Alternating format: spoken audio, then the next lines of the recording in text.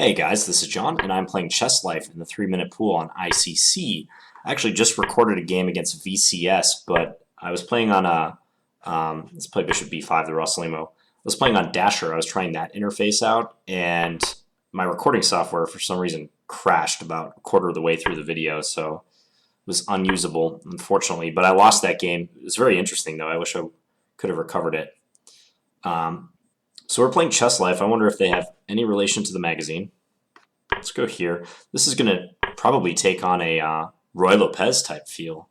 I think I'll go, let's go back to C2. I was thinking about going to B3, but maybe C4 is possible if I do that. Okay, so he's playing D5. I have half a mind just to play D4 and rip open the center. This looks fun. Let's do it. It's 3 minutes, so let's go for it. Yeah, I think this move is fully in keeping with what White would like to do in this position. His knight on e7 is awkward and inhibits his development of the dark square bishop, so I would like to take advantage of that. And he, in turn, would love to keep the position closed and complete development, but I am threatening to take on c5, which I can do right now. Now let's do that. I don't see how he can get the pawn back easily, so maybe I can inconvenience him over the next few moves. Also, he can't move this knight because I take on d5, probably with the pawn.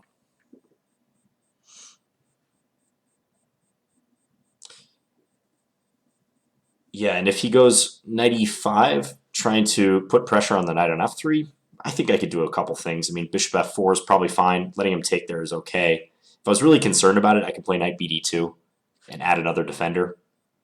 But I don't know that I have to worry about it too much, because I'll be well ahead in development at that point.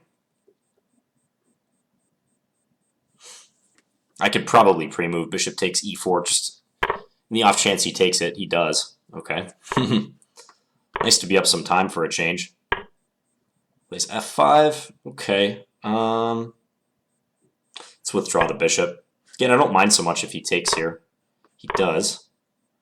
Knight e5, I can play king g2. A knight move with this knight would drop the f5 pawn. And then if he were to take on c5, I might have bishop d7. All right, this seems like a good idea. Let's go here. And then after bishop g7, I'm thinking bishop b3, just to stop him from castling. Yeah, let's do that. Because otherwise he gets to slip away with his king. I'd like to keep his king in the center, disrupt his coordination for a second. Let's go here. Maybe knight d4, though, is slightly annoying. Can I do knight d5, king g2? Let's go king g2. Useful move. Gets the king off the back rank, defends f3. If he takes on b3, I get an immediate attack on the a6 pawn. This move I can respond to with bishop e3. Yeah, attacking d4. Let's pre-move this. He's already under a minute. Okay, so now he has a nice stranglehold on the d4 square, but I can try to make him relinquish his grip. Let's just start with this move. I think the rook will be useful on c1. His king is just floating in the center. It's hard for him to find a good square for it, too. I think this is good. This also prevents f4. Now I have options with knight b6. Okay, so he's winning the b2 pawn. I still think my position is better, though. Let's go f4. Yeah, his play is restricted. Maybe bishop c7? Let's go here.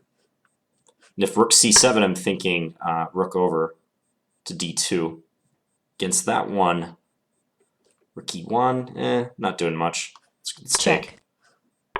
Check. Give a check. And I think I can get my rook into d7 is good. Yeah, he just Checkmate. blundered into checkmate, but the position, especially having 16 seconds on his clock, was not going to work out for him. Okay, so let's have a look. So I played this Rossolimo Variation. e5 I'm not familiar with. I don't know anything about that move. I assume it's kind of like a Ruy Lopez in that if I take on c6, he takes back with the d pawn, and I take here, he does have queen d4, recovering the pawn. So he does have that option available. So I just castled. And then he went knight ge7. This is interesting. Bishop a4. I wonder if bishop b3 is a decent move. I mean, a lot of times in the Ruy Lopez, just drawing another parallel to that opening, if black attacks the light square bishop with b5, white, even if they have a choice of going to c2, they sometimes want to play bishop b3. But I wasn't sure in view of c4, and he can try to restrict my bishop. Yeah. Oh, he's actually talking to me in the chat. He just made that c4 move. He said, "Es una idea nueva que tengo aquí, amigo." So he's speaking Spanish. I think he means that this is a new idea. So bishop c2. Yeah, he might be referring to this e5 move. Wasn't aware of that. I know a little bit of Spanish. I studied it in school, in high school, for several years. But I've had limited opportunities to actually practice my Spanish. I have a feeling d5 is suspicious, though, in view of d4. Let's just see.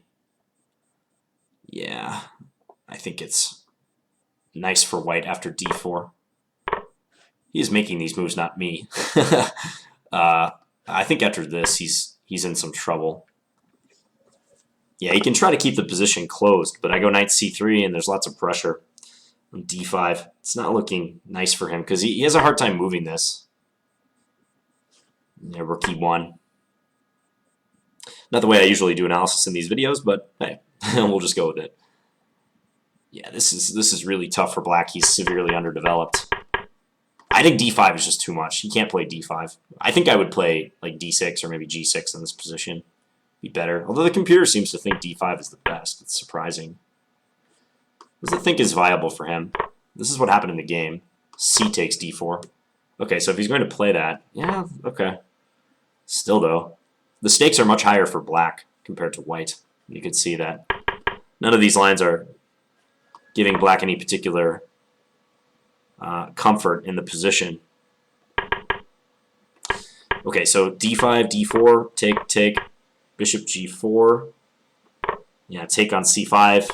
He takes here, I take with the bishop. At this point, I had built up a nice time advantage, too. f5, bishop back to c2. He takes, yep. So according to the engine, he's not playing half bad. It's just the position was poor to begin with after d4. I thought this move was good, but it only increases white's advantage. The engine says rook d8. That's just a pawn, though, isn't it? In here, knight c3 or something. Knight d2, maybe come to b3 to hold the pawn. If knight d4, I assume I have bishop d1 even if I need it. Maybe it's not so simple. Bishop d3, and if this, knight b3. Okay. And if take on f3, check. King g2, or king f1. It's still a large advantage, but this is much trickier compared to the game. g6, knight c3, bishop g7. I thought this was a good move, stopping him from castling. He does have knight d4, but king g2 seems to keep everything under wraps. As long as I don't easily give him the c5 pawn, I must be better. I mean, the onus is on him to prove he has compensation. Yeah, I mean, even with a potentially second-rate move like rook a c1, I still have a very nice position. Yeah, I gave the b2 pawn, but almost doesn't matter. White's advantage persists. I thought he would go to c7 now, just to guard the b6 square. I was even still thinking about coming into b6, but maybe he can ignore it. Rook d8, something along those lines. Because if he takes, this pawn is a big problem. You can see he's just busted if he does this. Yeah, threat of b7 and rook takes c6 or doubling. Quite strong. He played bishop b8, knight b6.